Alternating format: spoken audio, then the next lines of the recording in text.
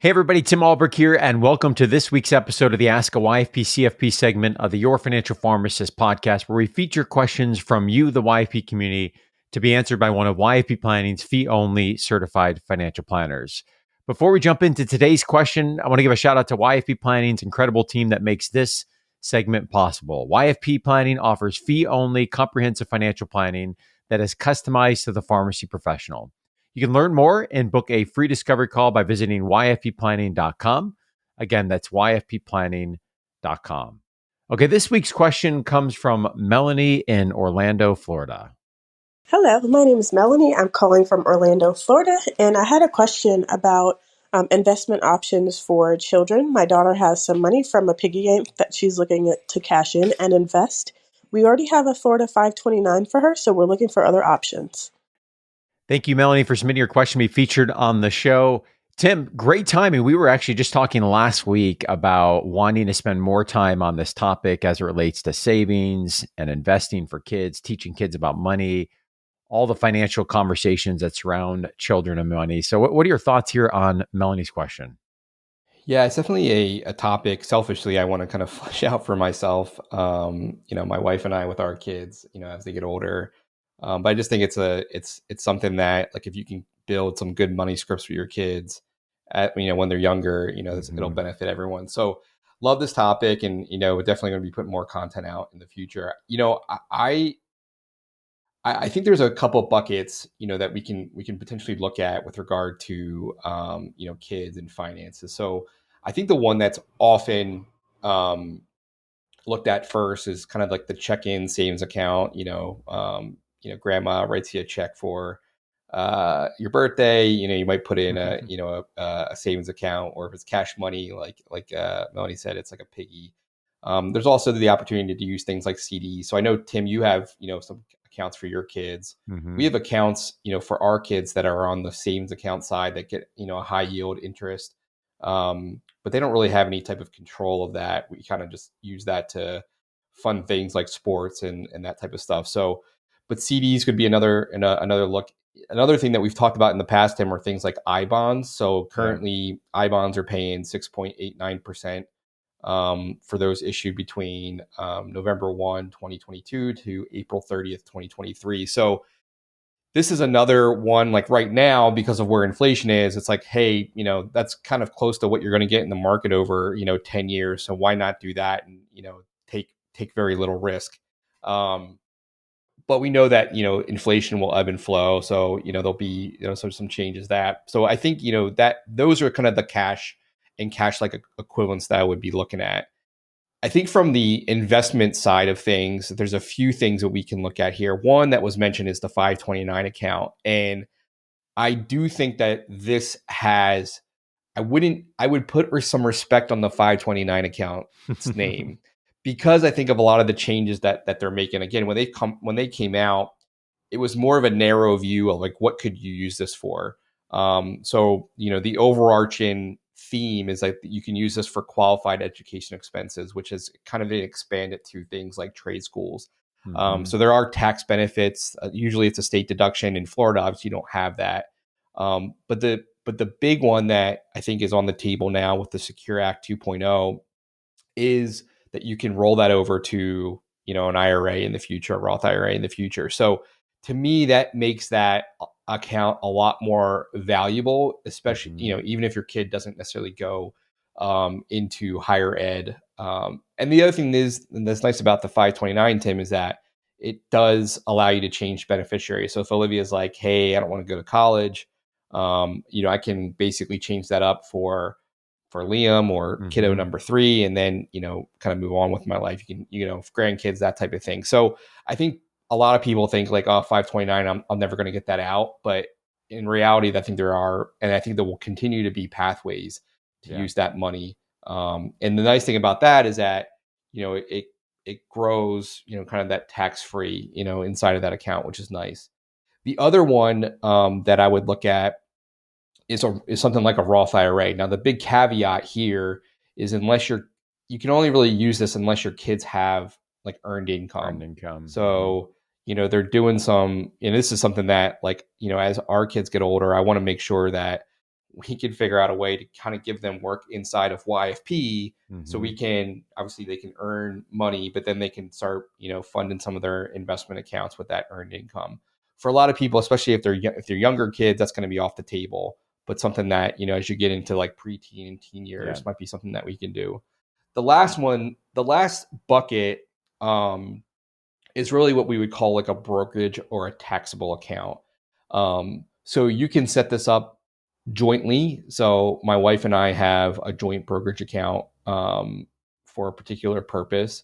But you typically can't do this with a minor. And I'm not sure if you want to do this with a minor, but you can't do this with a minor, essentially because, if I put $10,000 into an account with Olivia, then technically she can go to the bank with her ID and take that out. Now, they're not going to let her do that, but they're typically not going to allow you to, set up a brokerage account with a minor. So the alternative to that is what is called the UGMA or the UTMA. So the UGMA, which stands for Uniform Gifts to Minors Act, or the Uniform Transfers to Minors Act. These are accounts. These are custodial accounts. So I am the custodian to like Olivia and Liam's account. So it allows a minor to hold things like stocks, bonds, cash, property, and real estate. That is the UTMA. The UGMA is very similar, except that you can't hold property and real estate. So these are accounts that essentially you put the money in for the benefit of that minor. And typically that minor will gain access to that account and be able to, withdraw it at the age of majority that is determined by the state that you live in. So it could be, it's usually between 18 or 21. So when you're setting up this account, you really have to determine, okay, do I think that my child is going to make, smart decisions with this money at 18 or 21? And if the answer is no, then what you might want to do is just invest the money in a, if you're not going to go through a 529 or something like that, you might want to invest it in a taxable account in your name only, and then gift that later in life to the, your 18 or 24-year-old or whatever you think that, the money would be used for a good cause. So, and that's the big thing here, Tim, is like, unlike a 529 or a Roth IRA, 529 used for qualified education expenses, a Roth IRA used for retirement, this can really be used for whatever purpose. But there aren't any really tax benefits. So you do have capital gains tax. So if you buy a stock at X and it sells for X plus 50%, you're paying capital gains tax on that 50% gain. So, and then the other thing to consider is that any withdrawal that you make, even before they reach the age of majority, that must be for the direct benefit of that minor. And you can withdraw for any reason without penalties. However, the income on that account is taxable to the child and may be taxed at the parent's tax rate if the child's unearned income exceeds $1,200 for the year. So what the IRS is trying to do is for parents not to kind of hide investment gains in a child's account.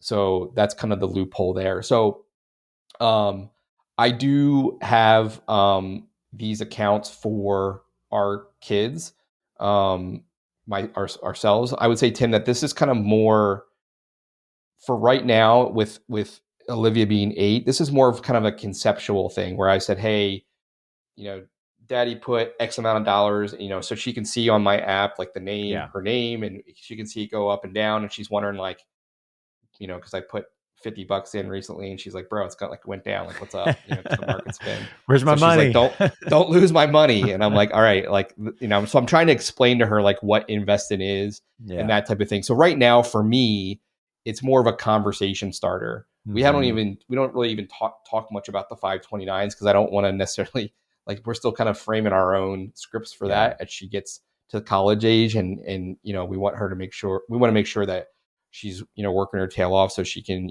get scholarships and things like that. So, so I think like all of these are good avenues. I think it's just determining, what is the best path for you and your kiddo. I do think that all things being equal, I would probably, and again, we're in a state that has, state income tax. So the 529 for me is a I think we get $4,000 in a state deduction for each beneficiary or each child.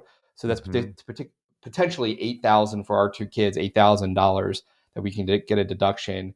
And I do think that, unfortunately, we're going to be, spending a good chunk of that money in the future on education, unless it really starts to cool off. So that's kind of where we're at, Tim, as a family, in terms of the investments for our kids, is really trying to, use the 529. When they start making money, I'm going to introduce the Roth IRA.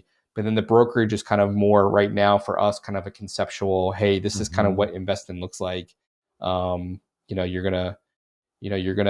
We're going to put money in, we're going to see it grow up. It's going to go up and down. And, over the long term, it should go up. So, but I think it is good, because I think back in the day, I don't know about you, Tim, but you get like bonds from like grandma or whatever. And it's like, all right, this $20 bond is not, it's now worth X, which is good. I mean, that's good. But like, again, if you have younger children, I think the idea of putting money into an investment and let the market do what it does, which is typically return, 10% adjusted down for inflation is 7%, year over year, I think is a powerful thing to do, even when your child is young, and then start introducing those concepts to them as they get a little bit older.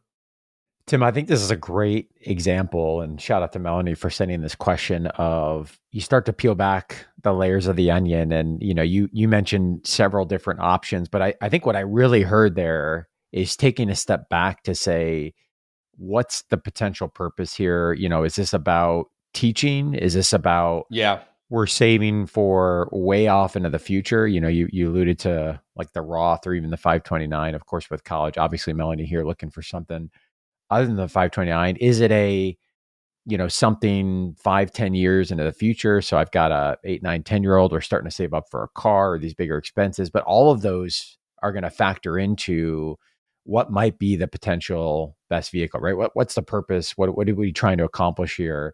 And then obviously the vehicles you mentioned all have different pros, cons, tax considerations, timelines, penalties if we withdraw, and so forth.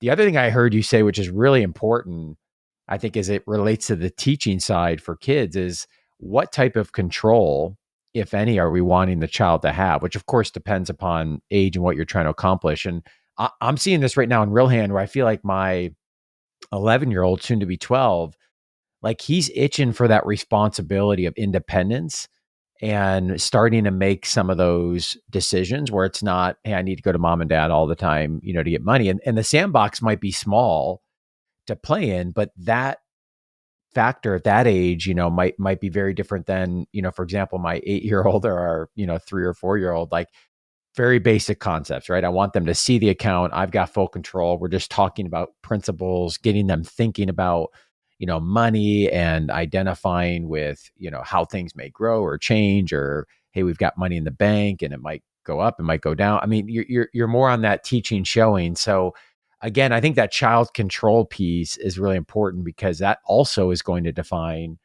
potentially what tool and pathway you might go, right?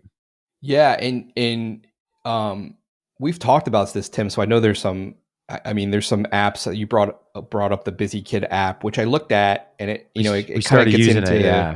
Mm-hmm. So I looked at some of the ratings on the app, and it was like 3.5. It didn't look that good. And there were some negative comments. So I started I went down this whole path of like paralysis by analysis, because like I was going to do it with you. And I'm like, well, this banking for teens and kids, it has a 4.6 rating. Yep. This other one called Copper, 4.9, Go Henry, 4.6. Greenlight. So so I'm like, I almost want to, I want to jump in, but I'm like, I'm wondering if like, you do Busy Kids and I do something else. Yeah. But it does bring up, so I've read this book, I think twice. It's called The Opposite of Spoiled: Raising Kids Who Are Grounded, Generous, and Smart About Money by Ron Lieber.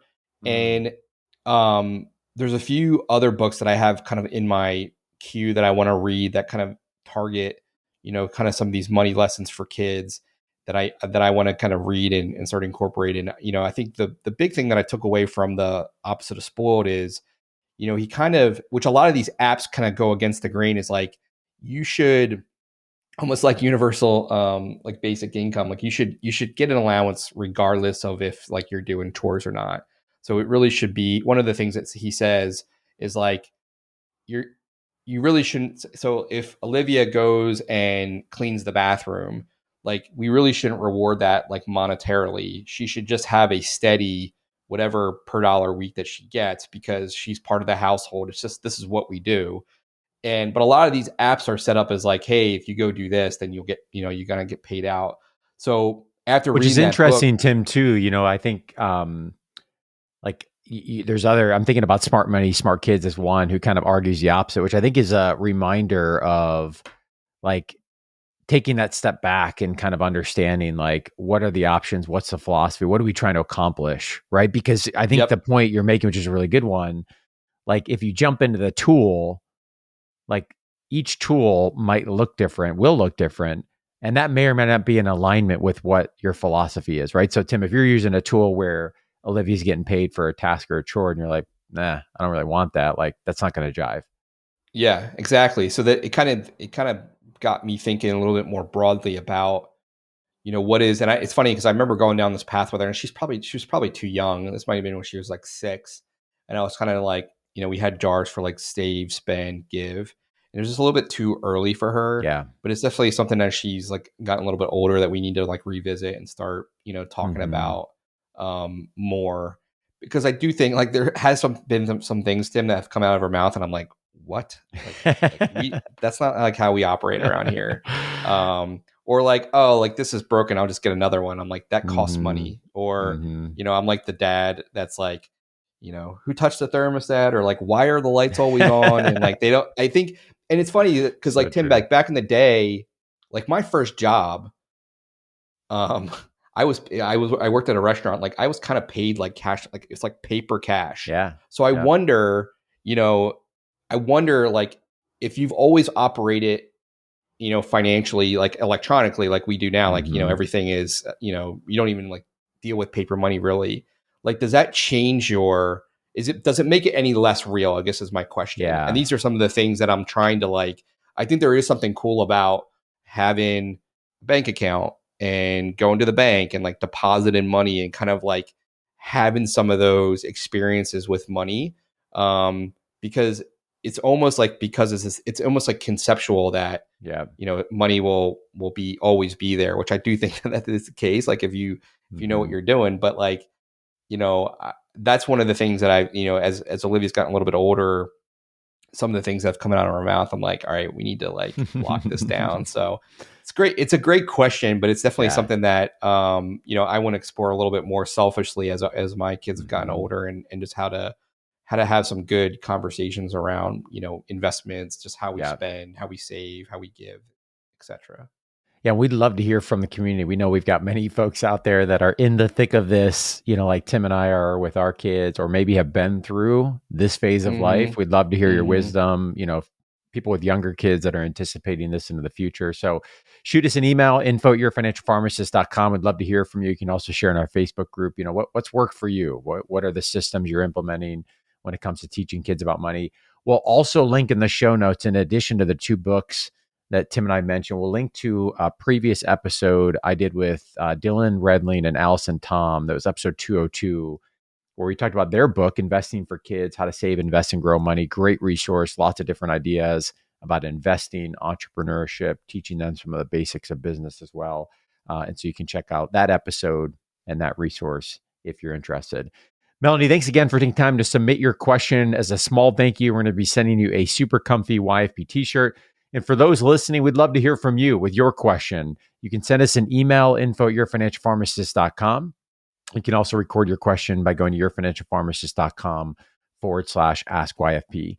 And as we wrap up today's episode, an important reminder that the content provided on this show is for informational purposes only, is not intended to provide and should not be relied on for investment or any other advice. For more information on this, you can visit yourfinancialpharmacist.com/disclaimer. Thanks for listening and have a great rest of your week.